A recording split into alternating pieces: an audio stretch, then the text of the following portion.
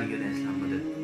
امین کرام، آج میں جو آپ کے لیے ویڈیو لے کے آیا ہوں اس میں ہم آپ کو بتائیں گے کہ اگر کوئی شخص خواب میں انگوٹھی دیکھتا ہے تو اس پہ اگر وہ دیکھتا ہے کہ اس کو بادشاہ نے انگوٹھی دی ہے تو دلیل ہے کہ اس کو اس ملک میں سے بادشاہ کچھ دے گا۔ حضرت ابن سیرین نے فرمایا کہ اگر خواب میں دیکھے کہ اس کی انگوٹھی ضائع ہوئی ہے یا کوئی چرا کر لے گیا ہے، دلیل ہے کہ اس کے کاموں میں آفت یا دشواری ظاہر ہوگی۔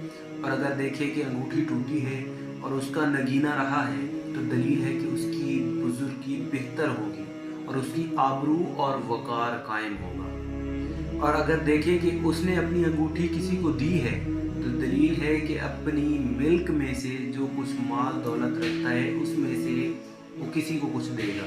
اس کے علاوہ حضرت جابر مغربی رحمۃ اللہ علیہ نے فرمایا کہ اگر کوئی شخص خواب میں دیکھے کہ اس کی انگوٹھی لوہے کی ہے تو دلیل ہے کہ اس کی قوت اور توانائی میں اضافہ ہوگا، اور اگر تانبے کی ہے تو دلیل ہے کہ بے اصل لوگوں سے فائدہ اٹھائے گا، اور اگر دیکھے کہ اس کی انگوٹھی چاندی کی ہے اور اس نے اپنی انگوٹھی کسی کو امانت دی ہے یا بخش دی ہے اور اس نے بھی اس کو انگوٹھی واپس دی ہے تو دلیل ہے کہ نکاح کے لیے عورت چاہے گا لیکن وہ اسے عورت نہ دیں گے۔ اور اگر دیکھے کہ اس نے اپنی انگوٹھی توڑی ہے تو دلیل ہے کہ اس کے اہل و عیال میں جدائی ہوگی۔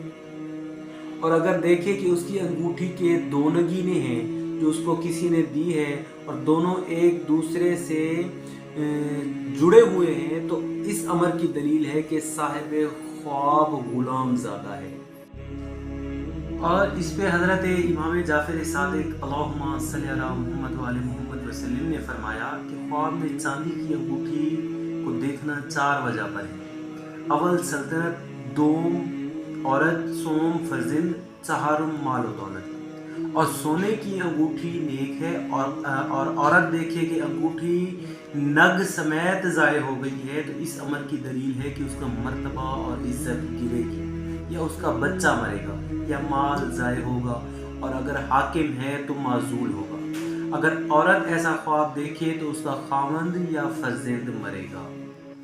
میرے کرام، اگر ہماری ویڈیو آپ کو پسند آئی ہے تو لازمی لائک کریں، شیئر کریں، چینل کو سبسکرائب کرنا نہ بھولیں اور بیل آئیکن کو دبا دیں تاکہ ہماری آنے والی ہر ویڈیو سے آپ مستفید ہوتے رہیں۔ والسلام۔